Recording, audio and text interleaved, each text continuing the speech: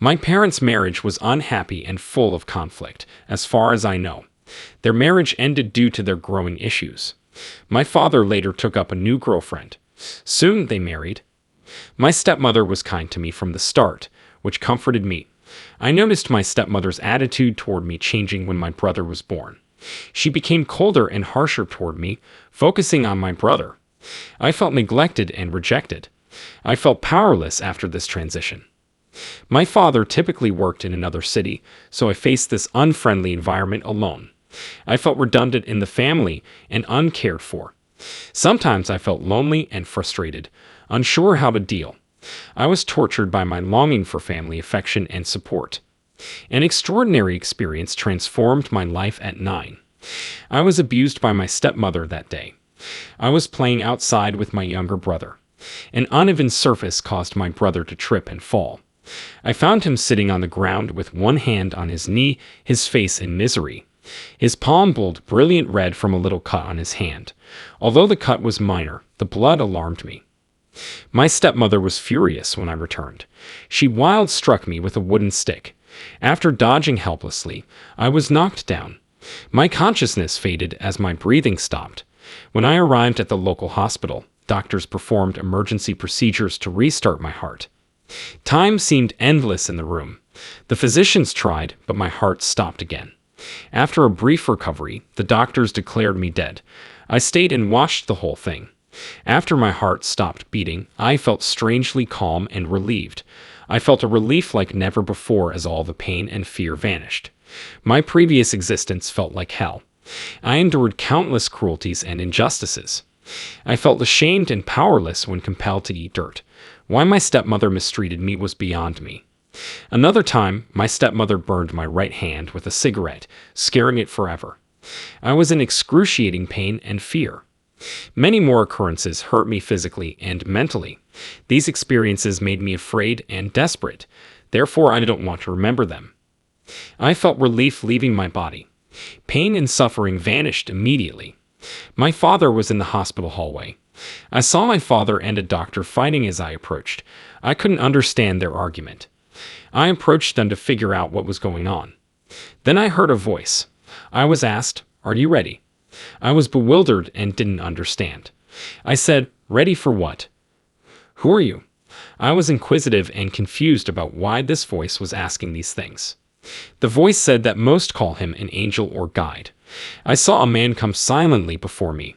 I was involuntarily awed by his divine aura. Unsure, I said, "Aren't angels all winged? You don't have them." He said, "Who says angels must have wings?" Smiling. He spoke gently yet firmly. He brought me out of the hospital by the hand. We entered a new place, very surprised by this place. A tall, gorgeous plant was at our feet. As if welcoming us, the plant leaves swayed incessantly. Golden leaves illuminated the scene, creating a mystical and peaceful feeling. I noticed some amazing wildlife nearby. They had thin, beautiful, and delicate faces and were taller than humans. They swam freely, emitting a peculiar glow. Deeper, we found stranger creatures.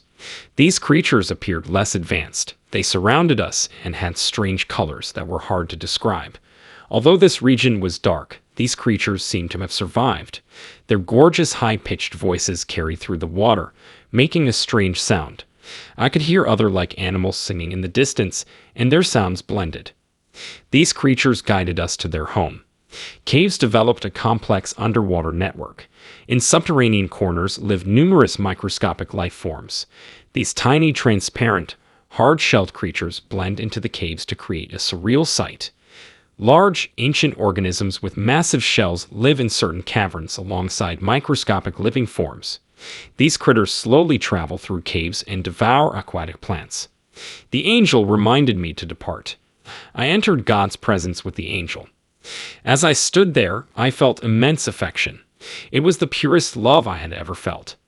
God hugged me with limitless affection. He said he recognized my pain. I questioned God why he hadn't stopped the violence and stopped the hurting. Not answering my inquiry, he held me closer. His embrace gave me limitless comfort and consolation, something I had always wanted. He surrounded me in unconditional love. His affection alleviated me of agony in his grip. I knew his devotion would never leave me alone or helpless. God said, "I know you want to stay here, away from pain and suffering, but you can't stay in this place just yet." He told me I must return to reality because my life is not over. I have numerous adventures and missions ahead. I felt helpless and frustrated. I told God I was frightened to return to pain and torment. God said He will always be with me. I cried because leaving God's arms made me scared and lost. God hugged me one last time, and His love was close. His pledge provided me the fortitude to tackle problems. I calmed down with God's help. The angel held my hand and put me at peace. Closed eyes, I slowly re-entered my body. I opened my eyes to find doctors around me. My wide eyes astonished them, and they cried, "He's awake." I sensed life again. I knew God gave me another chance. A female police officer visited my room during rehabilitation. The doctor reported what happened to the police, she said. This news made me grateful and worried. I had no idea what would happen. Female officer sat on bed edge and carefully listened to my story. I told her about my stepmother's abuse. Next, my stepmother was jailed. My stepmother wrote later. She wrote to me to apologize and express her regret. She apologized and asked for my forgiveness. I can't forgive her now.